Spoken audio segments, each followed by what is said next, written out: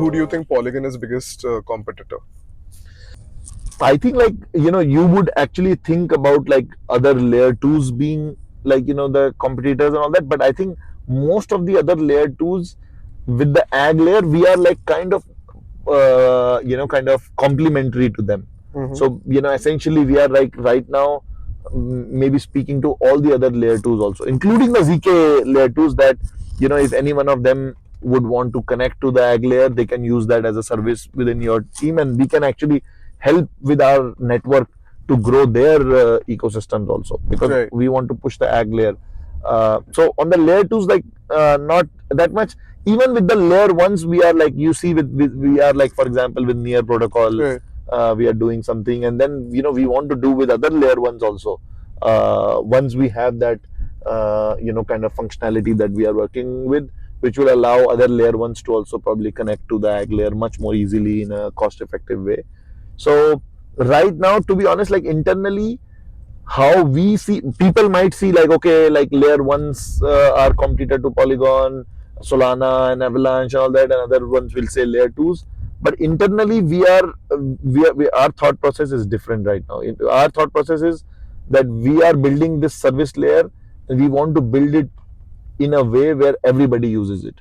So the whole point is to the whole point of this Polygon getting into this ag layer, which I was explaining, that kind of seeing the future and then taking a hard bet on that, or strong all-in kind of bet on that, is where we are seeing that we want to play in the place where there is no competition.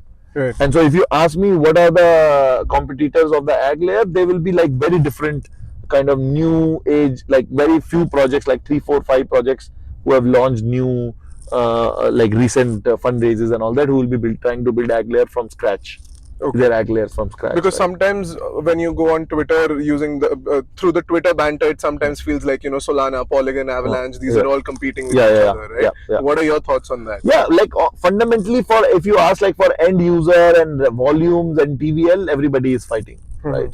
But then I don't want to sound like cliched, because everybody says that it's a zero sum game and you have to bring other things and all that, and for ag layer, we genuinely feel like that we want to do that. But if you think of it as a zero sum game, then every protocol which is providing any kind of block space is a competitor, and then the bigger competitors would be, obviously, then you can choose like, okay, Solana and Avalanche on the L1 side.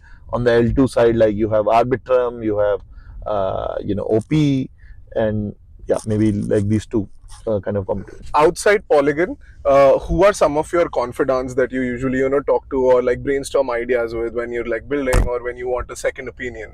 I know that when Sriram was in Dubai, like you guys are pretty close, when we went to that Hadron's property also to look at together, right? So who are some of these people that you usually share your ideas with? Yeah, I think one name you already take, like Sriram, is really good. Then is like Professor Pramod Vishnath from Princeton. He's really, really good. Then we have like well-wishers like Pete Kim, who was previously with Coinbase. He's a very good well-wisher. He's advisor also of Polygon. So we brainstorm with him. Who else, like if you have some ideas, Tarun Chitra is really one of the smartest guys in the space, and brainstorming with them. Yeah, these are some of the few ones, but the good part is like Polygon, like I have the fortune to have like 7, 8 co-founders. Still, like previously we was 10 co-founders. I still speak to JD and Anurag also whenever I have something interesting and I want to take their opinion. And then my other co-founders were still active co-founders within Polygon. They are also like the best of the best, like anywhere from Jordi to Brendan to Daniel Lubarov. Like these are like as good as it gets. So we are fortunate. I am fortunate that I get to brainstorm with them. Mark, for example, our CEO, is also super smart, and he is able to have a very I would say balanced point of view or neutral point of view. Even if, let's say, we being Polygon, we'll have a biased point of view, but Mark has this quality of like thinking from a very neutral standpoint also on any particular.